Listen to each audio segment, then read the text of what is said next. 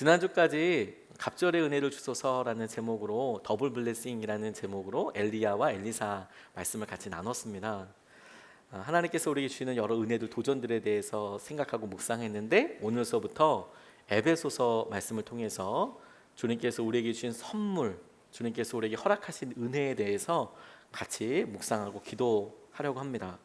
이 에베소서는 바울이 옥중에 갇혀 있었던 때에 썼던 서신이라고 해서 옥중 서신이라고 하고, 크게 이 옥중 서신에는 네 가지가 있습니다. 에베소서, 빌립보서, 골로새서, 빌레몬서, 이렇게 네 권의 서신이 바울이 감옥에 있을 때 썼다 해서 옥중 서신이라고 부르는데, 이 에베소서는 그 중에 첫 번째 서신서가 되겠습니다. 계속 읽으면서 묵상하면서 주님께서 이번에 제게 주신 약속의 말씀은 선물이라는 단어였어요. 하나님께서 우리에게 주신 게 참 놀랍고 많구나. 그런데 우리가 그것을 누리고 있을까? 이런 생각을 해보게 됐어요. 주신 선물을 우리가 받았지만 그것을 받은 상자 그대로 갖고 있다면, 처음에 받을 때 기쁨을 나는 계속 유지하고 싶어, 그래서 상자 그대로 갖고 있다면 사실 정말 기쁨을 누리는 것은 아닐 거예요. 받았을 때의 기쁨도 좋지만 그 안에 정성스럽게 준비한 선물의 내용과 그 선물이 활용되어서 누리게 되는 유익이 있을 텐데, 기쁨이 있을 텐데, 그것은 그냥 누리지 않고 나 선물 받았어, 그게 내 거야, 이렇게만 생각한다면 정말 아쉬운 일이죠. 아이들한테 자전거를 하나 사줬는데 아빠가 나한테 자전거 사줬어, 그래서 기뻐하기보다 자전거 받아서 기뻐하고 그 자전거를 열심히 타고 즐거워하면 훨씬 더 기쁘고 즐거운 것 아니겠습니까? 주님께서 우리에게 선물을 주셨다면 그 선물을 우리가 제대로 누리고 있는지 질문해 보게 됩니다. 그 첫 번째 질문을 우리 이지선 자매를 통해서 해보고 싶습니다. 지선아 사랑해라는 책에서 여러분들 많이 보셨겠지만, 이분이 대학을 다니고 있을 때 시험 준비할 때에 집에 돌아가는 길에 음주운전하는 차량과 추돌사고가 있었는데, 그게 화재가 나게 돼서 자매인데 이 상반신에 엄청난 화상을 입게 되었고, 수십 번의 보건 수술과 수술들을 이어져서 정말 생명을 가까스로 살리게 되었던 그런 이야기를, 어떤 과정들이 있었는지 본인이 이렇게 책에다가 적었습니다. 근데 그 책에서 제일 저에게 은혜가 되었던 부분은 뭐냐면, 이 이주선 자매의 어머님이셨던 심정 장로님이 딸이니까, 예뻤던 딸이니까 얼마나 속상하셨겠어요. 그래서 집이나 근처에 얼굴을 비춰볼 만한 것들은 싹 다 치워버리셨대요. 혹시나 이 딸이 계속 붕대를 감고 있어서 자기의 맨 얼굴을 못 봤는데 혹여라도 거울과 딱 마주하게 됐을 때 너무 크게 상심할까봐, 그래서 거울을 다 떼버리신 거죠. 그리고 창문에도 비칠 수 있으니까 커튼 같은 거 다 쳐버리고, 이 자매가 오랫동안 병원에 있다가 퇴원했는데, 집에도 웬만한 곳에는 다 커튼 치고 거울을 다 쳤는데, 그래도 집이니까 한두 군데는 거울이 있어야 되잖아요.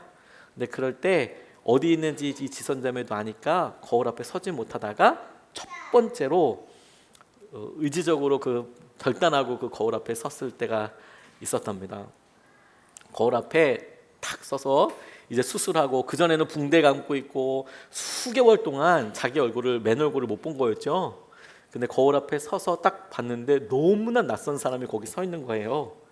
자기가 기억하고 있던 자기 모습, 자기가 생각하고 있었던, 상상하고 있었던 그런 모습이 아니라 전혀 낯선 사람이 거기 앞에 서서 자기를 물끄러미 이렇게 바라보고 있는 것을 보았는데, 너무도 뜻밖에도 이 지선자매가 그 거울에 비친 그 누군가에게, 거울 앞에 있는 그 누군가에게 손을 흔들면서 지선아 안녕, 이렇게 이야기를 건넸다는 거예요. 거울에 비친 자기에게 지선아 안녕, 이제 네가 지선이구나. 그 장면도 이렇게 있는데 가슴이 너무 뭉클하더라고요. 그렇게 하나님께서 수술과 또 여러 과정들을 통해서, 고난이었고 아픔이었지만 이 자매가 나중에 그 책에서 이렇게 고백해요. 삶은 선물이더라. 삶은 선물이더라. 지선자매가 삶이 선물이라는 것을 알게 될 때까지 참 많은 과정들이 있었고, 그 과정들에서 가장 중요한 역할을 했던 것은 아마도 고난이지 않을까, 저는 이런 생각을 해보게 됐습니다.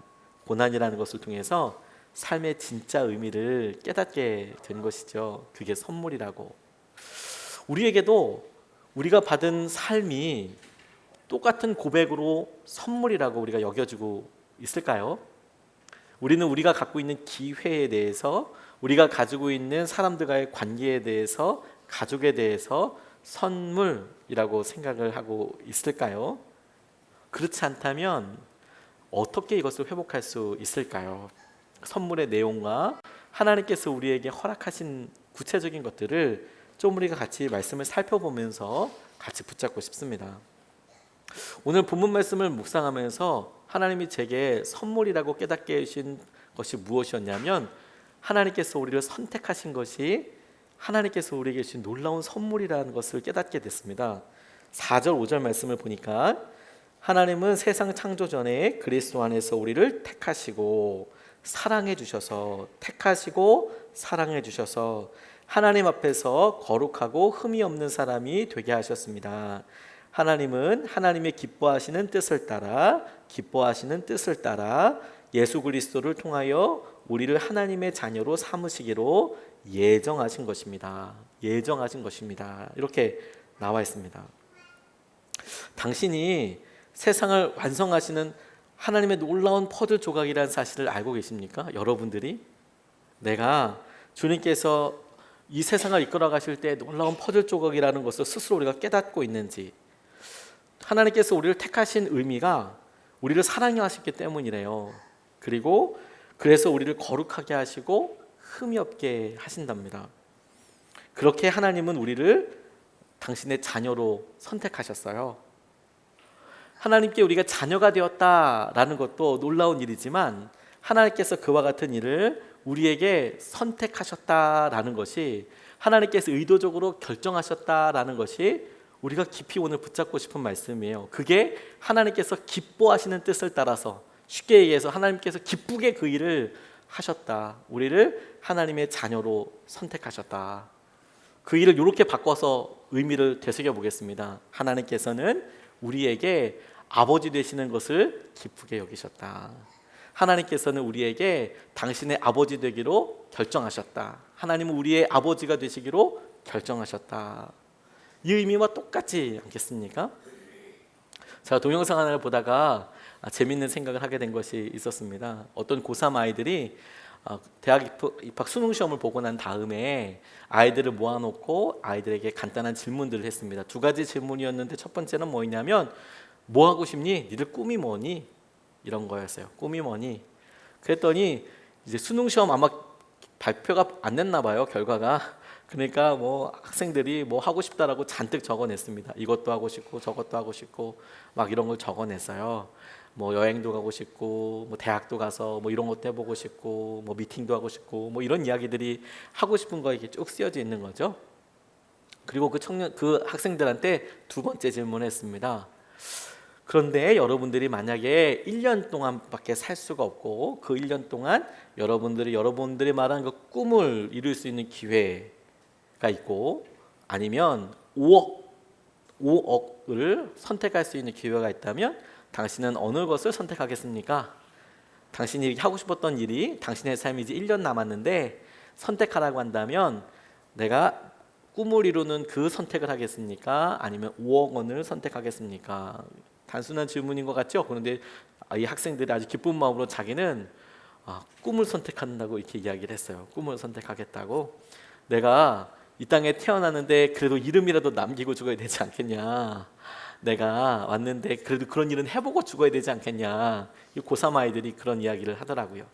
그런데 그 교실이 갑자기 어두워지면서 이 똑같은 질문을 그곳에 앉아 있었던 학생들의 아버지에게 물어본 거예요. 똑같은 질문을. 첫 번째 질문이었던 대로, 당신의 꿈은 무엇입니까? 뭘 하고 싶으십니까? 그랬더니 아버지들이 아이고, 아들 딸이랑 같이 여행도 가고 싶다고, 바빠서 제대로 같이 있을 시간도 없었는데 여행도 가고 싶다. 뭐 이런 일도 해주고 싶다. 나도 뭐 대학을 다시 가고 싶다. 뭐 이런 공부하고 싶다. 뭐 이런 이야기들이, 자기 하고 싶은 이야기들이 솔직하게 나오더라고요. 그런데 그때까지만 해도 다 웃으면서 좋았어요. 근데 두 번째 질문을 했어요. 그 아빠들에게. 그런데 당신에게 꿈을 이룰 수 있는 1년이라는 시간이 주어지고, 그 꿈을 선택할 수 있든지, 아니면 5억 원을 선택하라고 한다면 당신은 어떤 선택을 하겠습니까? 라는 질문을 아버지들한테 한 거예요. 그랬더니 아버지들이 정말 한결같이 고민을 이렇게 하다가 자기는 5억 원을 선택하겠다고 이야기를 하는 거예요. 자기 꿈이 있는데.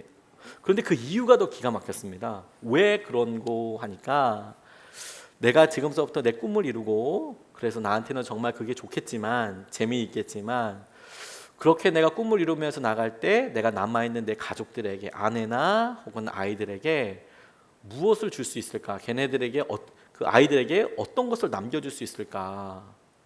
그게 큰 고민이 되는 건가 봐요. 그래서 차라리 명확하게 5억 원을 남겨주는 게 훨씬 더 낫겠다라는 생각이 들었다. 근데 그 이야기를 이렇게 들으면서 아빠들도 되게 마음이 울먹울먹하지만 그걸 보면서 아이들도 많이 울었어요. 자기 꿈이 있는데 아버지들에게는 그 꿈을 이루는 것이 자유로운 선택이 아니라 그것보다 더 아름다운 꿈이 있더라고요. 내 사랑하는 자녀를 내가 지키기 위한 자발적인 결단과 사랑과 마음이 있는 거죠. 하나님께서 우리에게 내가 너를 자녀 삼았다라고 이야기할 때 우리 스스로가 한번 떠올려 봤습니다. 우리가 우리 자녀들한테 야, 너희들이 지금 어떻게 커다란 은혜를 누리고 있는지 아냐? 자녀들이 그걸 잘 압니까 모릅니까? 제가 집에 있을 때만 해도 저는 가난하다는 것이 간접적으로만 경험됐어요. 물론 저희 집이 너무 가난하긴 했어도 그래도 정말 힘든 분은 부모님이었지 저는 아니었습니다. 왜냐하면 부모님들이 어떻게든지 간에 여유를 주시려고 힘들어도 학교는 보내주려고 노력하시고 교복은 입혀주려고 노력하시고 그랬잖아요. 그런데 결혼을 딱 하고 나면 그런 간접적이었던 가난함이 직접적인 가난함이 되죠. 내가 책임져야 되고 우리가 스스로 자녀들 키워야 되는 상황이 되죠. 그러고 나니까 이제 부모님들의 마음을 이제 이해가 하는 거죠. 아, 우리 부모님들은 조폐공사가 아니었구나. 돈을 찍어내셨던 것이 아니고 먹을 거, 입을 거 안 먹고 안 쓰고 안 입고 그렇게 해서 우리에게 주신 거구나. 그거 알게 되잖아요. 그때가 되니까. 하나님께서 내가 너를 나의 자녀로 삼아서 내가 그것을 너를 선택했다라고 이야기할 때 우리에게 이것이 마치 자녀들에게 야, 네가 지금 얼마나 커다란 은혜를 누리고 있는지 봐라. 덤덤, 맹맹, 밍숭맹숭 이렇게 있는 거랑 똑같다는 생각이 들었어요. 그런데 하나님께서는 우리에게 내가 기뻐한 내 기쁜 뜻을 따라서 너희에게 내가 아버지 되기로 결정했어. 내가 너를 책임지기로 결정했어. 내가 너의 삶에 함께하기로 결정한 거야.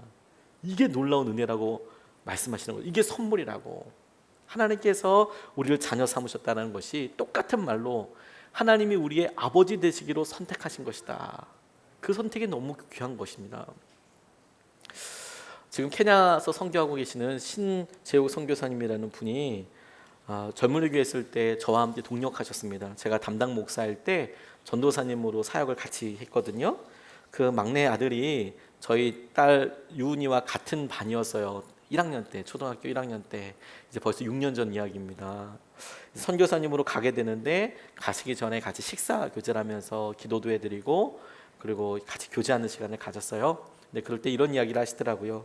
그 아내였던 박아림 사모님이 이렇게 아들 현호랑 이야기하는데 이 현호가 갑자기 자신을 낳아주셔서 감사하다고 말하더라는 거예요. 이거 얼마나 이뻤겠습니까? 엄마한테 엄마 낳아줘서 너무 고마워 이렇게 이야기하니까 이걸 뭐 이렇게 눈에 넣어도 안 아플 것 같아요. 아들이 그렇게 얘기하면. 야, 부모님이 아들이어서 너무 좋다고 이야기하니까 이 사모님도 진짜 이렇게 입이 열리면서 엄마도 현호가 엄마 아들이어서 너무 좋아 이렇게 이야기를 했대요. 어떤 장면이 상상이 가시죠? 아이고 이제 알았냐? 이렇게 얘기하지 않고 엄마도 네가 엄마 아들이어서 너무 좋아 이렇게 얘기했더니 이 현호라는 아이가 이렇게 말을 덧붙이더래요. 그런데 엄마 아빠가 저를 입양해 주셨으면 더 좋았을 것 같아요 이렇게 이야기하더라는 거예요. 엄마 아빠가 저를 입양해 주신 것이었으면 더 좋았을 뻔했어요. 너 왜? 이렇게 물어봤더니 얘가 이렇게 이야기하는 거예요. 그러면 엄마 아빠가 저를 좋아서 선택하신 거니까요. 이게 무슨 말이냐면 자녀들이 태어날 때 부모들도 자녀가 나는 남자아이가 태어났으면 좋겠어. 나는 여자아이가 태어났으면 좋겠어. 이렇게 결정하신 분 안 계시잖아요. 우리 아이는 키가 180이 넘었으면 좋겠어. 저처럼. 몸무게가 한 60kg였으면 좋겠어. 뭐 저처럼. 이렇게 우리가 선택할 수 없지 않겠습니까? 대부분은 태어났어요. 부모가 선택한 것은 단 1도 없었습니다. 그런데 입양을 했다는 것은 뭐냐면 이 아이가 장애가 있어도 어떤 눈 색깔이 어떤 것이어도 키가 어떤 것이어도 그 아이를 내가 만나보고 안아보고 그리고 아이와 함께 있으면서 이 아이를 나의 아들로 혹은 딸로 삼아야겠다라고 부모들이 결정한 거잖아요. 나는 너의 이 모습이 그대로 좋아. 그게 더 좋았을 것 같아요. 이 아이가 그렇게 이야기하는데 저는 그 이야기가 마음속에서 떠나지 않더라고요. 하나님께서 우리에게 내가 너를 자녀 삼기로 결정했어. 선택했어.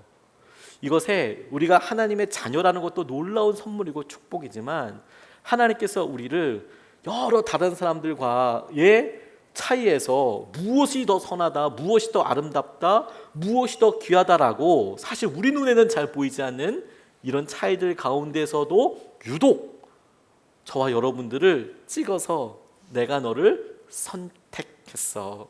그리고 내가 너의 아버지 되기로 결정했어. 너희가 나의 자녀가 될 것을 내가 예정하였어. 이렇게 말씀하시니까 이게 진짜 커다란 은혜이고 선물 아니겠습니까? 그것도 당신께서 기뻐하시는 뜻을 따라서 그렇게 하게 하셨대요. 이렇게 우리가 하나님의 자녀 되는 것을 통해서 하나님께서는 우리가 하나님을 찬미하게 되는 데 이르게 하겠다고 이렇게 말씀하셨어요. 네가 나의 자녀이기 때문에 안정감을 누리고 나를 찬양하게 될 거다. 찬미하게 될 것이다. 그런데 이 이야기는 동시에 우리에게 하나님의 뜻에 대해서 또 다른 식으로 오늘 본문에는 표현되어 있어요. 8절서부터 10절까지 말씀을 보면 하나님은 우리에게 모든 지혜와 총명을 넘치게 주셔서 그리스도 안에서 미리 세우신 하나님이 기뻐하시는 뜻을 따라 하나님의 신비한 뜻을 우리에게 알려주셨습니다. 하나님의 계획은 때가 차면 하늘에 있는 모든 것을 그리스도 안에서 그분을 머리로 하여 통일시키는 것입니다. 이렇게 나와 있습니다. 하나님이 기뻐하시는 뜻을 통해서 우리에게 선택하셔서 하신 일이 두 가지가 있는데 첫 번째가 우리를 자녀 삼아 주신 것이고 두 번째가 우리에게 하나님의 뜻을 알려주셨다라는 거예요. 그 하나님의 뜻 알려주신 내용이 구체적인 것이 무엇이냐라고 보니까 때가 되면 때가 차면 예수 그리스도를 머리로 하여 모두가 통일되게 되는 것, 하나 되게 하는 것이라고 말씀하신 그 내용이 어떤 내용인가 하면 하나님께서 약속하신 그때가 되면 우리가 회복되고 죄로 인하여서 무너졌던 이 세상이 진리 가운데 회복되는 것을 보게 될 거야. 주님께서 이 땅에 다시 오시고 그 주님과 함께하는 것을 네가 보게 될 거야. 때가 차면 예수님께서 이 땅을 다스리시는 것을, 예수님께서 이 땅을 놀랍게 하나 되게 하시는 것을 네가 경험하게 될 거야. 이런 의미입니다. 그런데 이것을 우리에게 미리 알려주셨다라는 거예요. 여러분, 이것을 우리가 묵상하면서 저는 저 스스로에게 이게 굉장히 좀 걸림이 됐어요. 걸림이 됐다는 게 말씀을 못 믿어서가 아니라 저 스스로 구체적인 질문들을 해보게 됐어요. 때가 되면 하나님께서 예수님을 통하여 말씀하신 대로 그분과 함께 모든 것이 통일되겠다. 이것을 그냥 이렇게 멀리 달 게 아니라 하나님께서 약속하신 그때가 되면 구체적으로 부부 사이가 해결되는 건가? 하나 되는 건가? 이게 가능한 일인가? 때가 되면 교회가 하나 되는 것이 정말 가능한 일인가? 남북이 통일되는 것이 가능한 일인가? 세상이 하나가 되어서 복음 안에 온전히 연합하는 것이 진짜 가능한 일인가? 이게 진짜 가능한 일인가? 그냥 우리가 이 말씀을 붙잡고 기도할 때 우리에게 원하는 믿음의 수준이 언젠가 먼 미래에 이와 같은 일이 있을 거라고 믿는 수준을 우리에게 원하시는 걸까? 근데 그게 아니라는 생각을 하게 됐어요. 이 본문 말씀은 우리에게 너 때가 되면 이렇게 하나 되고 회복되고 통합되고 통일되는 것에 대해서 믿으라 마라 이렇게 얘기하는 것이 아니고 주님은 이것을 우리에게 미리 알려주셨다는 거예요. 알려주셨다는 내용은 뭐냐면 이 드라마의 끝은 이렇게 될 거야. 일종의 스포일러 같은 거죠. 이 끝은 완전히 하나 되고 회복되고 연합하게 될 거야. 하나님의 때가 되면 그렇게 될 거야. 그걸 너한테 하나님께서 기쁘신 뜻을 통해서 미리 알려주신 거야. 그러면 당연히 물어봐야 되지 않습니까? 왜 알려주셨을까? 12절 말씀을 보면 그것은 그리스도께 맨 먼저 소망을 둔 우리로 하여금 하나님의 영광을 찬미하는 사람이 되게 하시려고, 하나님의 영광을 찬미하게 하시려고 우리에게 이와 같은 사실을 미리 알려주셨대요. 우리에게 찬양을 받기 위해서 하나님이 우리를 자녀 삼아 주셨고, 우리에게 하나님께서 마지막 때가 되면 모든 일들을 회복시켜 주실 것이라고, 그리스도 안에서 하나 되게 될 것이라고 하시는 사실을 미리 알려주셨대요. 그 사실로 우리에게 찬미하게 하시려고. 여러분, 하나님께서 우리에게 기대를 가지고 계시고 하나님이 하실 일을 우리가 찬양하는 데 있어서 이것을 우리가 질문해 봐야겠다. 어떻게 머릿속으로 붙잡아야 될 건지 우리가 생각해 봐야겠습니다. 저는 홍해 갈라지면서 이스라엘 백성들이 그곳을 건너갔던 사건을 떠올리게 됐어요. 모세가 홍해를 건넜을 때 그때의 모습을 학자들은 홍해가 한 4km에서 8km 정도 되는 거리를 건넜을 것이라고 이야기합니다. 왜 그렇게 거리가 정확하지 않냐? 왜냐하면 홍해가 제일 긴 곳이 8km고 제일 짧은 곳이 4km거든요. 근데 성경에 쓰여져 있는 여기가 도하에서 넘어갔다라는 곳이 표시가 되어 있는 게 없어요. 그러니까 홍해에서 아주 제일 긴 데로 가면 8km고 제일 짧은 데로 가면 4km를 건너간 것인데, 사람들이 60만, 장정만, 그러니까 한 200만 명이나 한 300만 명까지도 보고하는 그 숫자가 건너갔을 때에 어떤 모습으로 건너갔을까? 머릿속에 한번 우리 같이 상상을 해보시죠. 아마 일렬로 손잡고 건너가진 않았을 거예요. 그들이 건너간 다음에 민수기서에는 마침내 지파별로 어떻게 행진해라, 어떻게 같이 텐트 치고 살아라, 이런 이야기가 나와요. 그러니까 지금은 홍해 건너기 전이니까 누가 먼저 가야 될지 이런 순서가 정해져 있는 것도 아니었습니다. 다만 이제 홍해가 갈라지고 이제 저기를 건너가라 이런 명령이 떨어진 것인데, 저는 그 중에 분명히 억지로 건너는 사람들도 있었을 것 같아요. 무서워서 뒤에 바로 군대가 쫓아오니까 그냥 어쩔 수 없이 건너게 되는 사람도 있었을 것 같아요. 만약에 홍해가 자주 갈라졌다면 사람들이 이거 우리를 살려주시려고 이게 갈라진 거구나 라고 생각하지만, 이 사람들은 전에도 후에도 홍해가 갈라진 거 경험하지 못했거든요.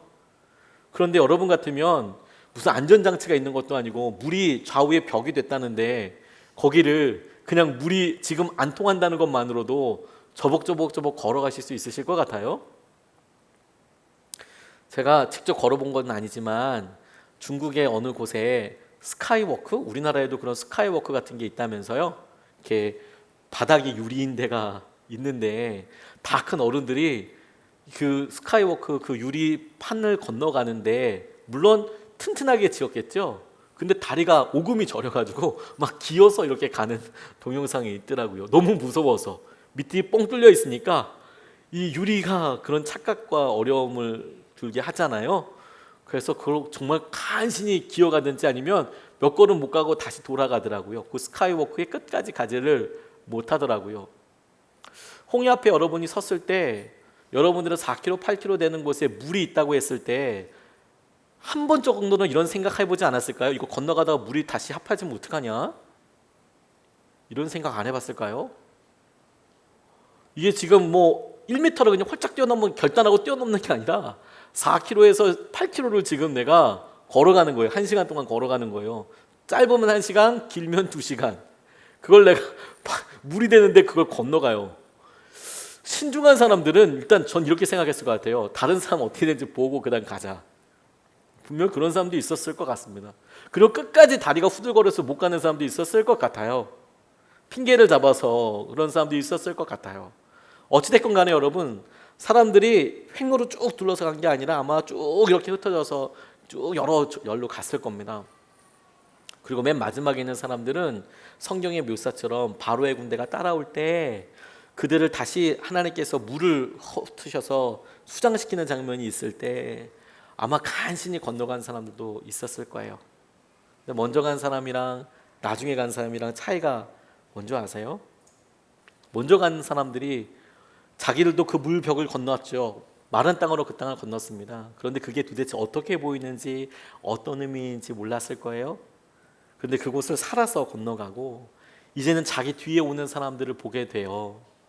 그러면 그들이 보고 있는 장면은 뭐냐면 하나님께서 이스라엘과 자기도 저기를 건너왔지만 지금 이스라엘을 어떻게 구원하고 계시는지, 그리고 하나님께서 바로의 군대를 어떻게 무너뜨리시는지, 그리고 하나님께서 어떤 전능하신 일을 이루시는지. 자기가 건널 때 그 물벽은 두려움이었지만 자기가 건넌 다음에 그 물벽을 보니까 그것은 하나님께서 이스라엘 민족을 살리시기 위한 놀라운 구원의 계획이었다는 것을 보면 볼수록 신기하네 라고 찬양하고 그리고 예배하게 되었을 거라는 거예요. 하나님께서 우리에게 너희에게 이와 같은 뜻을, 예수 그리스도로 인하여서 이루어지게 될 그날의 일을 미리 알려준 것은 우리가 찬미하는 사람이 되게 하려고 그 일을 하셨다라는 거예요. 그걸 믿으라라고 말씀하시는 게 아니라 네가 이와 같은 사실을 알면서 하나님을 예배하고 찬양하게 될 것이다. 여기에 우리가 오늘 본문 말씀을 통해서 하나님께서 다시 한번 질문하시는 것을 붙잡고 또 우리가 직면해야 된다고 생각하게 되었습니다. 뭐냐면 우리는 하나님의 기쁘신 뜻이 그러했다면, 우리가 하나님의 자녀이기 때문에 하나님을 찬미하고, 하나님께서 이 땅의 마지막에 대해서 우리에게 알려주셨을 때 그걸 미리 알려주신 것에 대해서 찬미하는 사람이 되기를 원하셨다는 것을 우리가 아는데, 우리의 마음속에 우리가 하나님의 자녀가 되었음에도 불구하고 그런 찬미와 찬양이 있는지, 그리고 하나님께서 이 땅의 끝에 이루실 회복과 하나님께서 이루실 연합에 대해서 우리가 알고 있지만 과연 우리 마음속에 그런 기쁨과 찬양이, 찬미가 있는지, 없다면 이유가 무엇인지에 대해서 우리가 생각해 봐야 한다는 겁니다. 왜 하나님은 된다고 이야기하셨는데 왜 우리는 지금 그걸 누리지 못하고 있는 걸까요?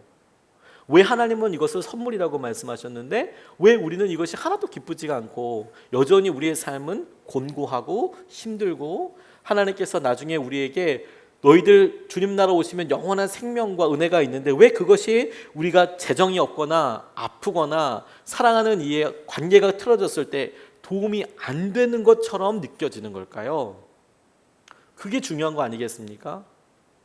하나님께서 우리를 선물 주셨는데 왜 이 선물이 선물로서 기쁘고 우리에게 능력이 되고 이것이 사라지지 않는 걸까? 어떻게 하면 이것을 열어서 우리가 이렇게 누릴 수 있는 걸까요? 무엇부터 점검해야 될까요? 그 점검의 시금석이 오늘 본문 말씀에 주님께서 우리에게 질문하시는 질문과 다 있다고 생각하게 되었어요.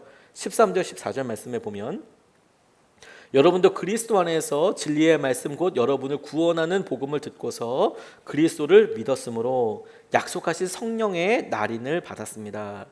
이 성령은 하나님의 소유인, 하나님의 자녀인 우리가 완전히 구원받을 때까지 우리의 상속의 담보이시며, 다시 말해서 우리가 하나님의 자녀라는 것을 확증케 하여 주시는 증거이시며 우리로 하여금 하나님의 영광을 찬미하게 하십니다 라고 나와 있어요.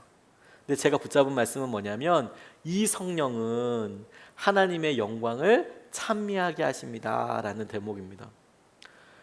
찬미하게 되는 것이, 우리는 우리 스스로가 왜 하나님의 자녀인데 왜 우리가 기쁘지 않고 하나님을 찬양하는 것, 찬미하는 게 잘 안 될까?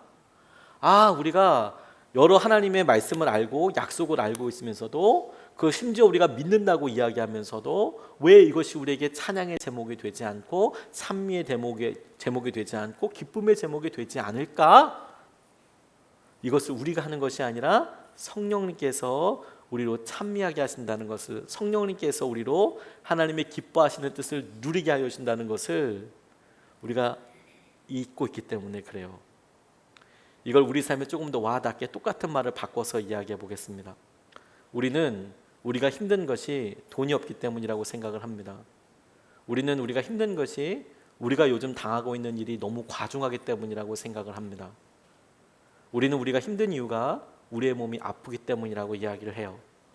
우리의 간절한 기도 제목이 너무 오랫동안 응답이 되지 않아서 우리는 힘들다고 이야기합니다. 그래서 우리는 하나님을 찬미하지 못한다고, 찬양하지 못한다고 이야기합니다. 근데 진리는 하나님의 말씀은 그렇게 이야기하지 않습니다. 너희 가운데 성령님께서 이 일을 하시는 것인데 우리가 그 성령님께서 하시는 그런 일들에 대해서 가로막고 있는 것이죠.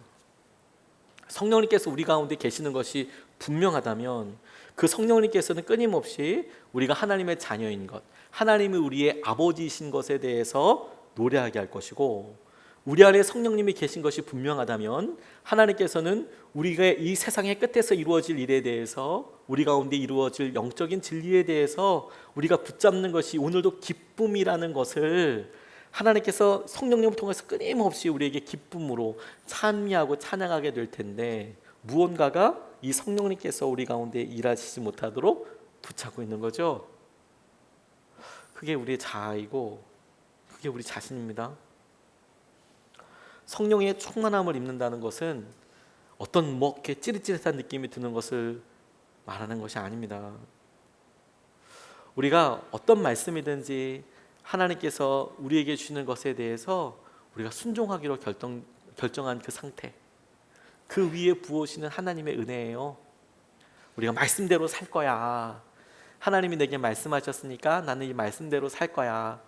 마치 사랑하는 사람이 서로 사랑의 마음을 확인한 다음에 내가 이 사랑하는 사람의 뜻을 그냥 따르는 정도가 아니라 내가 더 기쁘게 해줄 거야, 이렇게 결정하는 것처럼 하나님께서 내게 이끄시는 것, 원하시는 것이 있다면 내가 그것을 순종할 거야, 따라갈 거야, 더 열심히 주님을 사랑할 거야.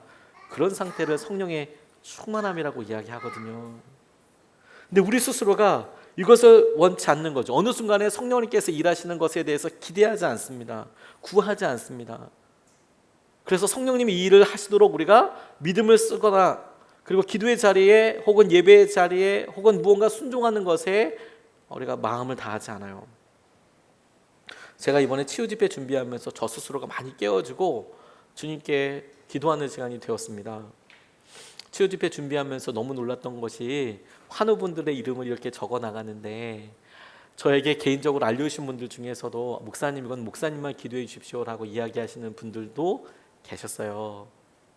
근데 그런 분들은 빼고 하나님께서 하신 여러 일들, 그냥 여러 아프신 분들, 기도 좀 부탁하신 분들만 적었는데도 적어도 한 50% 정도가 본인이 아프시던가 혹은 사랑하는 분들이 아프신 분 거예요. 50% 정도가. 저 진짜 많이 회개했습니다.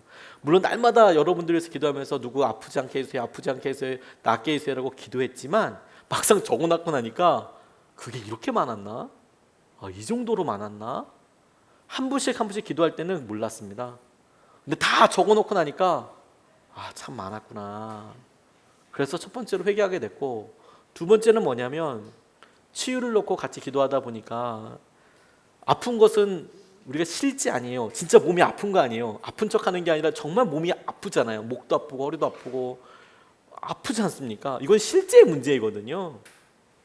그런데 성령님께 기도하면서 볼 때 성령께서 이것을 지금 치유하실 것에 대해서 내가 믿는가, 이것을 저는 믿고 있다라고 생각했어요. 그런데 실제로 이제 안수를 위해서 기도하고 성령님께서 이 시간에 우리 성도님들을 만져주십시오라고 간절히 기도하고 더 기도할수록 아닌 것 같다. 이게 온전한 분량이 아니겠다. 나는 믿음으로 알고는 있지만 그 내용이 진짜지만 내가 성령님께서 진짜로 이 일에 대해서 임하실 것을 내가 믿었다면 이런 정도의 밖에 갈망으로 마주하지는 않았겠다.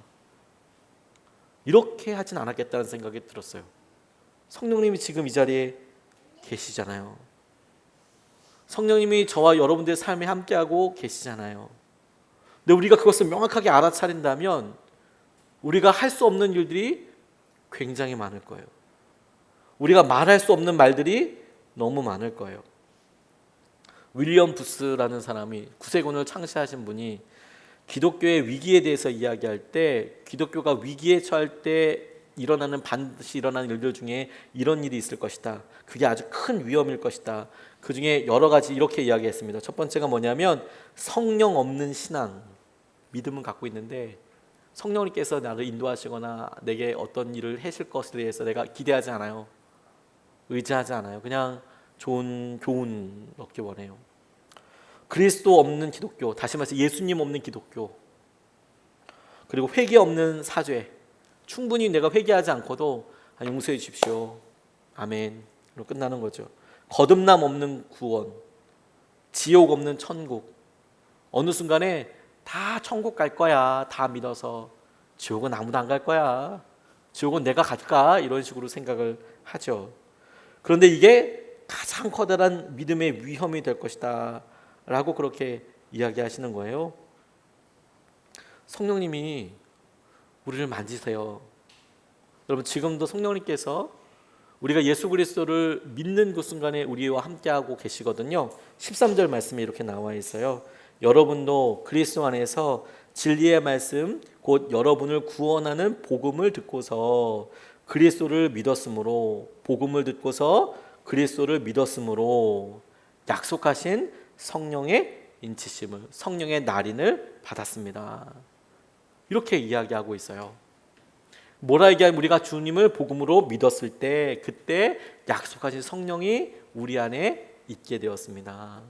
이 성령을 도장으로 꼭 찍었다, 날인했다, 인치심을 받았다는 것은 뭐냐면 이것은 우리에게 흔적이어서 이 시간이 지나고 나도 도장은 볼 수 있지 않습니까?